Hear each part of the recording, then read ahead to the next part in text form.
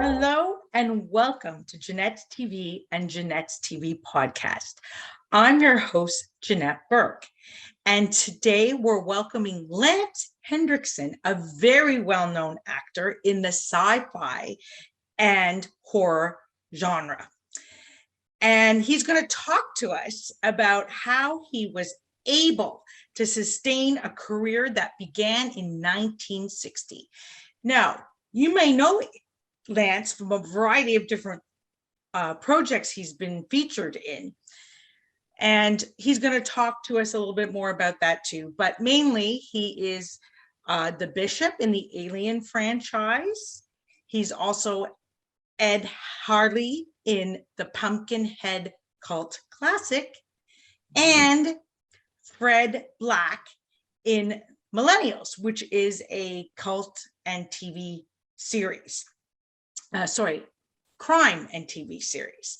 Anyway, we'll be right back to talk with Lance after this brief message. So I want to remind you that if you haven't already done so, please subscribe to our YouTube channel. And that way you will never miss one of our episodes. You can also help us out by supporting us on Patreon. Our account link can be found in the link in the description below. No donation is too big or too small as we continue to bring you inspiring content. And you can also support us by purchasing either a Janette's TV t-shirt or sweatshirt. They're premium quality, and you have a choice. You can get it with the JTV logo and tagline, or you can choose an inspirational saying made by me and one of the guests in a previous episode. Here's the good news. Whatever you choose includes shipping and handling, and we send it straight to your front door, so you don't even have to get out and go anywhere to get these great t-shirts and sweatshirts. Okay, now back to my interview with Lance Henriksen. Lance, welcome to Janette's TV and podcast. Thank you, Janette. Thank you. You're very welcome. Now, I find you a very inspirational actor and man, as you are now in your 80s and you continue to work constantly, maybe more so than other people who didn't even have as much work as you did the past 2 years throughout COVID, with film, with animations, voiceovers. I mean, really, there's nothing you don't do, right? That's and pretty true. My question is, how were you able to sustain such a long and promising career? What's your secret to success? I think it's probably because I came from New York. New York people are... So you have a little chutzpah in you. They have chutzpah. Yeah. You can keep going. I want to tell you something. I've done a lot of work in Canada. I did where? Last Druid there. I did Falling there with Viggo Mortensen out of Toronto. I did Gunfighter's Moon up there, directed by Larry Ferguson. And then I did Millennium for 3 years. So I started to feel Canadian. I felt good. Yeah, no, it's a good feeling. Well, we are a good country. Yeah, we're good people. You are. You really are. And you mentioned all these things that your projects that I was going to actually mention in another question, but since you already brought it up, let's just start with how you were able to sustain success since 1960. That in itself is a feat in the acting business. And I'd like to know your secret to success. Oh, now you're asking something that's almost impossible to answer, because I've done almost 300 movies. So it's like, it just seemed natural, a very natural movement from one era to another, you know, and from one script to another. But I love it. So it's not like a job. It's more like an evolution that I'm going to have to go through in order to play somebody, you know, so yeah. So what first attracted you to acting? What gave you the acting bug? People. I love people. Yeah. I mean, and acting opens the door to a much more intimate relationship with other actors, with directors, with all these people, you know, and I started out shining shoes in New York. I mean, that's my first job where I made money. And my mother was a waitress, so I brought in the extra money. And then I went and saw a lot of movies. I would take a little percentage of that and go see a movie. And so I saw hundreds of movies. And it opened up my feelings of adventure, you know, so that's what really brought it on. Well, I'm going to share a little something with you too. So if you don't mind, I think it's great. And I really admire the fact that you're still working. And why do I admire that? Mainly because our society today, we don't see a lot of that, not only in the Hollywood frame, but in general. I mean, you know, most people in their 80s are either in Florida half the year playing golf, or maybe living here in a retirement home or something of that nature. Thank you for lumping me in with all of that. I don't mean to do that. In fact, it's just the opposite, that you're able to keep going. You're able to keep going. And I really admire that you don't stop. And you even dabble now in art in the clay business too, and began selling that. I think it's fantastic that you keep doing that. And I guess what I really want to bring out, and it's really in honor of you, not to insult you, is, you know, why don't we see more seniors doing this? And how can we see more seniors doing this? So the reason I ask you this is because you kind of remind me a little bit of my late dad, who actually had a business until he was like 90, 91 years old, and never stopped. Because the moment, he used to tell me, the moment I stop is, you know, similar to you, I don't see people, I feel like giving up. You know, he loved his work so much. He was actually in the clothing business. So I want to ask you, like, how can we inspire others to be like you and to keep going? That's going to be by accident. You know, I think that all the people that I've played over the years, the different characters and stuff, I still have all the friends from those movies that are, you know, they're in my life, in my memory, in every way. So I don't feel I'm at death's door. Like, I don't mean to apply that at all. No, it's okay. It's okay. But I need to bring up the fact that we don't look at ourselves as having aged in any way. We don't, until you're forced to. Like if you get ill, or you can't put your shoes on anymore. You know, I mean, I'm nowhere near that. So and I don't see myself that way. You know, I mean, I see all living creatures as being adventurers, because you don't want to obsess on when is it going to end. You don't, unless, I mean, they're having a war right now in the Ukraine, which is really horrible. Yes. And it's pointless. And people are starting to feel their own vulnerability because of what's going on over there. I mean, they're killing women and children, and they're doing horrible things. But anyway, I didn't mean to get into that, but the arts are a full expression of who we might want to be, who we are, and we have comparisons all over the place of who we are. And you're constantly doing it as an actor. You're embodying another personality, another energy, you know. I think it's kept me very, I can't say young, but I can say agile. I think it's great. I think it's a phenomenal thing. I wished I would see more people doing that. Really was my point, that I'd like to see more seniors continuing to work in their chosen area that they love, whether they're an actor or not, and that we should support that. They have a lot of knowledge. I mean, it's correct. Correct. You know. I'd like to see more of it. So did you ever think when you started out, you know, I'm going to become famous in this genre of horror and sci-fi? No? How did that happen? It happened like all of this. How do I know what my next film is going to be? I have a couple of offers right now, and I know they might pan out and they might not, you know, depending on money and depending on everything. But so I've always lived, I have a wonderful manager, and she keeps the whole thing focused, because I'm a little bit, I'm like a dancing horse.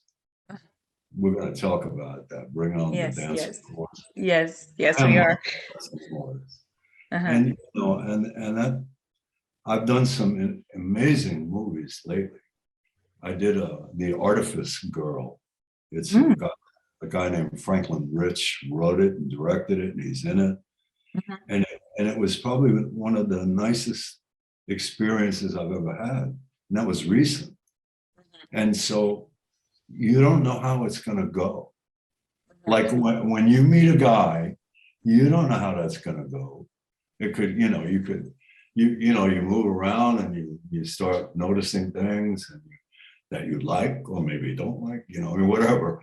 But it's like, that's what life is. It's not, there's no set of railroad tracks that I went down to do. But you were able to carve that niche in sci-fi. Was it because, well, you know, you got cast in one role, sci-fi and horror, and then the next role came along in the same type of well, remember area. When you go into the 80s, there was a lot of new kinds of films being made, like with Jim Cameron, Alien. No, there was an Alien, but there was also Aliens, which was a completely different, to me, rhythm and kind of expression. I see it all as a, you know, like a painting. I mean, there are a lot of these directors, especially Jim Cameron and other people, that are artists, and they're original. Artifest Girl is one of the most original things I've ever worked on. It really is. So you've been critically acclaimed recently for a dramatic role. I think you started to talk a little bit about it. There's two thrillers, which you just mentioned, Aliens and Bring in the Dancing Horses, and then Falling was the dramatic role. So was it a departure for you to move away from horror and sci-fi to do drama? Because I've never stopped living. I mean, you know what I mean? It's not like you unplug, go into a zombie mode and plug it back in, and now you're able to do it. It's not like that. Right. I have a whole bunch of memories stored up in me that I use. Lots of them, you know. I've been alive for a long time, 80 years, shit. That went fast, you know. And is there something that you've always wanted to do that you didn't get a chance yet to play? Like maybe a love story or a comedy? Oh yeah, I love all of those things. I've done moments of comedy in just about everything I've done. You know, I mean, I love comedy. I love how people react. I mean, I love watching other people when I'm acting. I buy them. I buy it. Let's go. Let's have fun. Yeah. Now, also, you do a lot of voiceovers, and you did some gaming, video gaming, and also live animation. Is any of that harder to do than traditional acting? No, none of it's hard. No, none of it's hard. No, there is an exhaustion factor in acting, where after you've been on a movie for a couple of months, you're tired. And you want to leave that movie at your doorstep. You know, don't bring it into the house. Just get back to life, I mean, so, but it's all an adventure. I mean, every bit of it. You're meeting new people and new circumstances and new scripts and all of those things. Those are what keep us alive. But what are some of the things like that make you say yes to one script and no to another? Well, I've said no to more now than I did before. But why do you say no? Like, what is your determining factor to say yes or no to a script? How exploitive something is, how well written it is, because I can sniff out bad dialogue better than a basset hound. I mean, really. And it's like those are the things that prompt you to want to do it. Want to do your good writing and good ideas. And if the ideas are not there and the writing is not good, then you want to kind of back away from it, because I can't just do anything. And how did you become interested in art, clay art, to be specific? I've been doing that since 1960. Oh, as well. But recently you turned it into a business and start selling, I guess, some of it. Recently, something happened where I decided I'm going to let people see this stuff. I can't hoard it. I want them to see it. Oh, so you wanted to showcase it. Yeah. But you've actually been doing it for a number of years. My whole life. I mean, since 1960.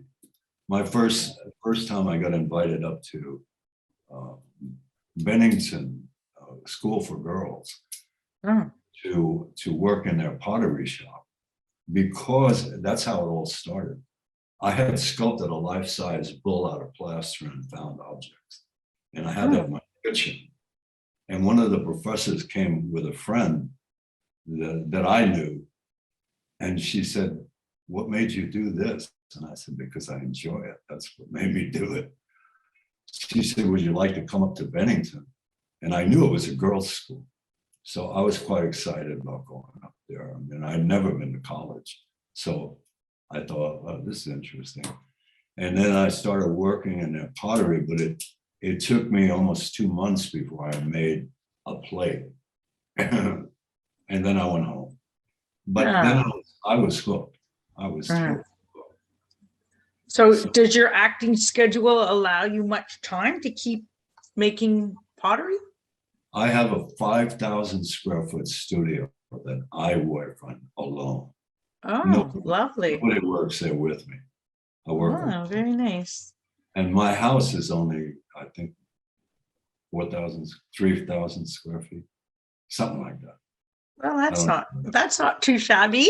It's good size. You can tell which is of more importance when you look at the buildings. I mean, they're different. You definitely have that creative aspect. So I have a couple more questions for you. What advice would you give to a young actor starting out today? And would you steer them away maybe from becoming too well known in one particular genre for fear of typecast?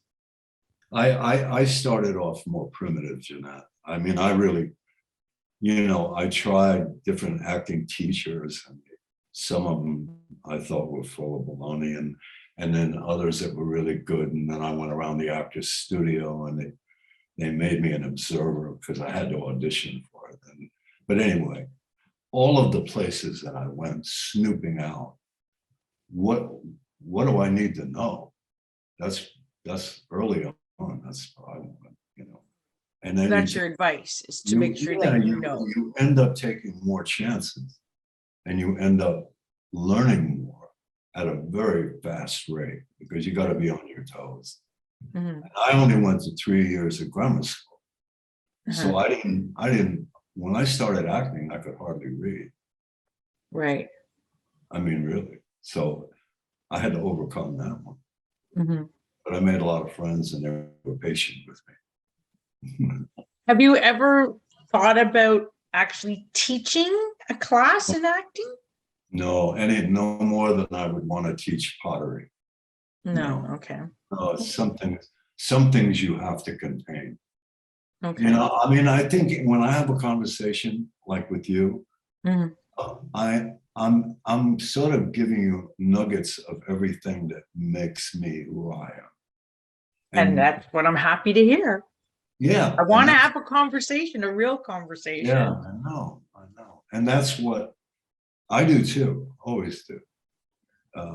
End up getting into all kinds of areas, but there aren't a lot of secrets out there. There's a lot of, I don't know, sometimes I think lazy people, and because they never directly confronted me and said, if you do this, it's really going to work. Only the directors do that because they're trying to survive. They want their movie to be good. So, but I learned all the way along. I mean, I've done a lot of film and a lot of You have over 300 projects. So can you tell us a little bit about some upcoming projects you will soon have released? Yeah, Artifest Girl is coming out. I think Bring On the Dancing Horses, which I love doing. What made it special for you? Kate Bosworth and Michael Poland. He's probably the bravest director I've ever worked with because he trusts his intuition. And I can tell. I mean, I could see by what we did. It was great. It was great to work on. But again, it's not about starring in a movie. It's about being in a movie and doing the amount of work that you're going to be doing. It's in the script, you know, and you just say, okay, I can throw myself into this.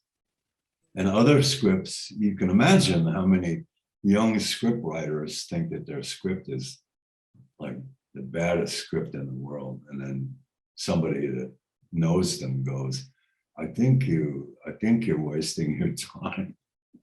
I'm sorry to say that. You know, that exists too. You know? Well, of course it does. It does in every profession, not just acting and not just producing and not just directing and not just writing, right?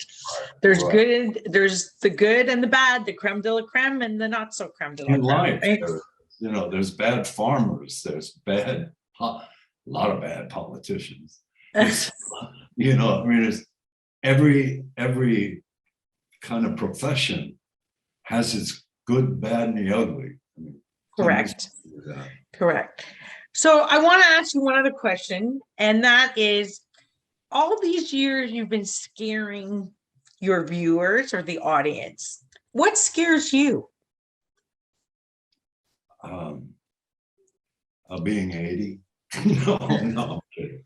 I don't think so. You already told me you're adventurous. I'm not afraid of that. No, it'll all happen to all of us. So, but there's so much going on in the world right now. I really felt like maybe this is, it is a transition. It's changing. The corona knocked people out of socket for 2 years or more.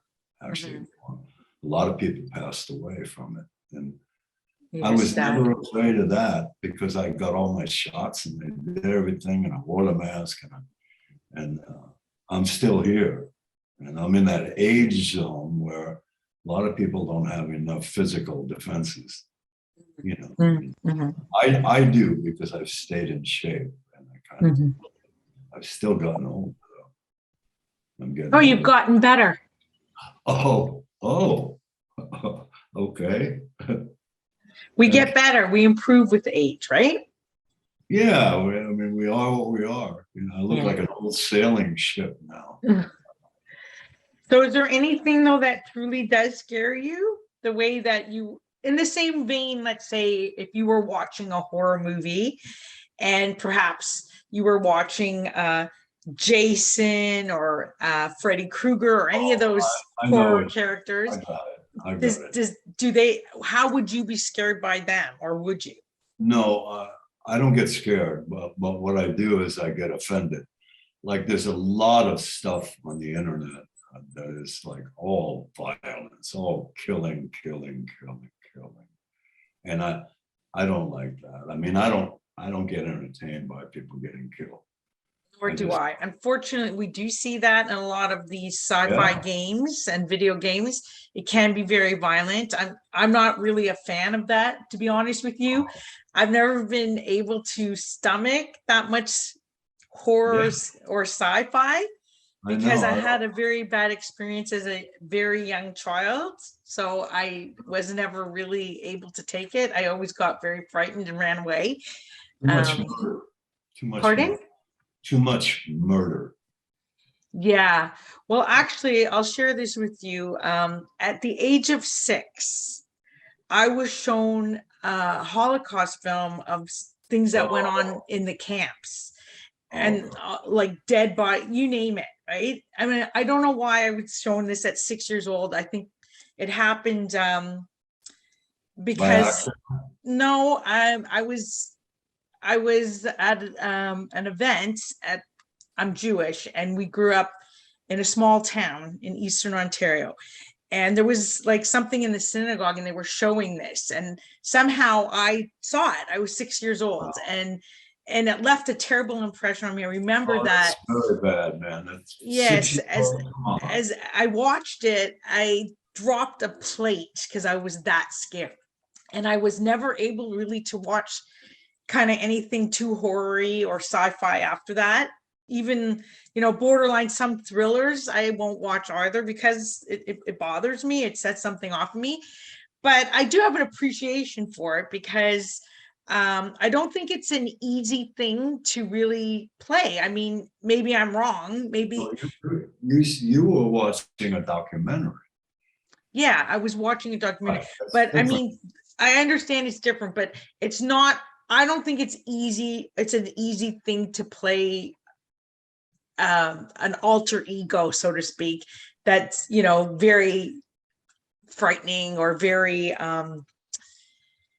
mean. I don't know, maybe it is, maybe it has some fun elements to it. True, it's not in your nature to do that. No, it's not. I don't like I see violence now. They're taking, like I'm an onion, and they're peeling off one layer at a time. And after a couple of minutes, it gets raw. I mean, especially the way they're doing it now. You know, I mean, I like a guy that's in some violent films, like with, you know, there are some where you have a really good guy who has had a past and all of this, and bad guys try to take advantage of him, and he doesn't let them do it. You know, like there's some guys that are very good at that. You know, that has a righteous feeling, not just the slaughter. It's not slaughter that entertains me at all. Right, like the Chainsaw Massacre or anything like that, the Texas Chainsaw Massacre. Yeah, no, I can't go for that. I guess my point is, I don't go for that either, but yet, you know, other people love these kind of things and they think it's great entertainment. I guess my point is, where do we draw the line? Because there's been studies, psychological studies, that show that certain things like that can actually provoke people to do evil things or absolutely. act out. Absolutely. Yeah. So where do we draw the line? Oh, you're asking me. Oh, yeah. boy. Well, you're a seasoned professional in this arena. I know, but you have to get me into Congress to talk about what I think violence is. And, you know, I mean, and I would use the moment to really say it like I feel it, but there's never been a time when we haven't been at war.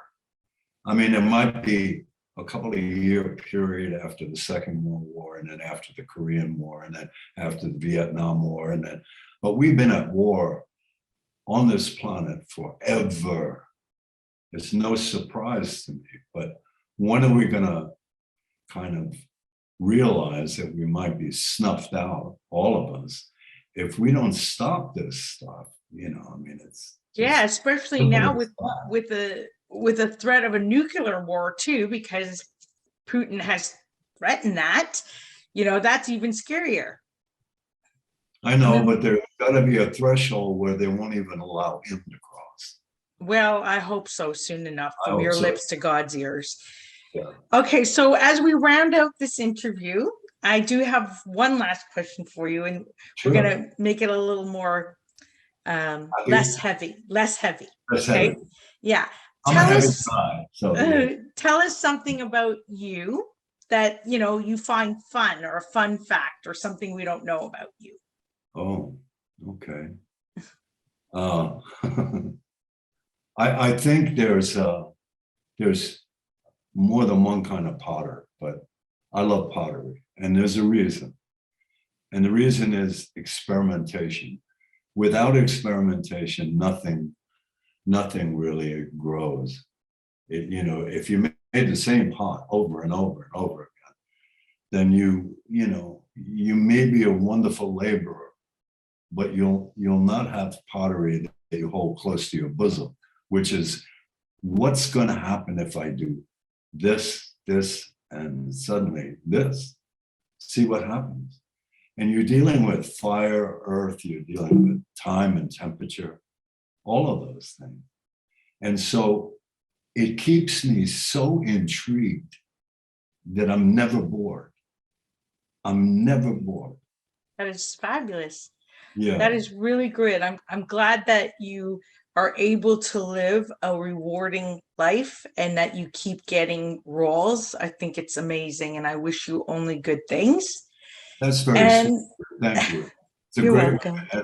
Yeah. Yeah, so we're a little bit out of time now, and I do have to say goodbye. But before I do, I have to thank my audience for joining us today.